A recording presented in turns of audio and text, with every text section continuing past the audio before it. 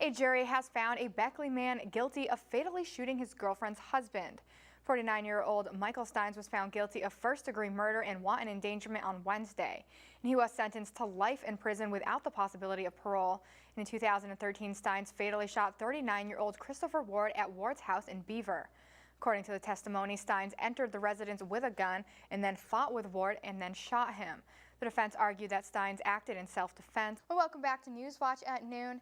FEMA will provide $1.7 million for the Nicholas County schools to secure temporary facilities following this summer's devastating floods.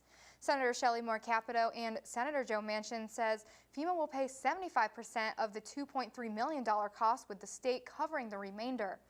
Students displaced by the floods will be moved from makeshift classrooms to long-term temporary modular units by the start of 2017. The state hopes the modular units can be deployed in the event of a future fire, flood, or other disaster. Well, good afternoon, and thank you for tuning in to Newswatch Noon Edition. I'm Jessie Slater. The Republican governor of Wisconsin will be in Charleston and Morgantown campaigning with a candidate for West Virginia governor. The Charleston Gazette reports that Scott Walker will be campaigning with West Virginia gubernatorial candidate Bill Cole this Friday. Cole's campaign announced Walker's visit to the Mountain State last week. The two campaign events will be held at 106 Capitol Street in Charleston at noon and at Jameson Pub and Eatery in Morgantown at 5 p.m. Walker's visit to West Virginia comes at a time when several polls have shown Cole trailing billionaire Democrat candidate Jim Justice, who has run a conservative campaign promising to bring back coal mining.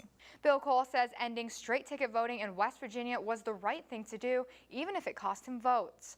The West Virginia Republican nominee for governor faces Democrat Jim Justice in the general election. As State Senate President Cole helped end straight ticket voting, which could have helped him in the state where the GOP presidential candidate remains popular.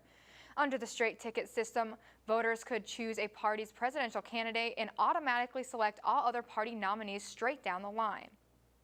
Felicia, can you give us a weather forecast for inside the studio right now? I think it might be snowing somewhere in this studio because it is really chilly this morning in here. It honestly really should be snowing in here, just because, like, for those of you at home who don't know, we have the studios really cold for the cameras. So with us in dresses, we're pretty cold, and honestly, I feel like it's colder in here than outside.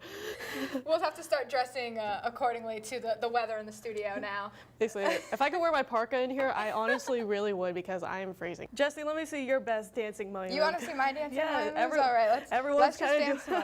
I'm going to miss that mummy. Yeah, I'm going to miss him too. He's pretty fun to wake up to in the morning, just checking out the mummy on screen dancing.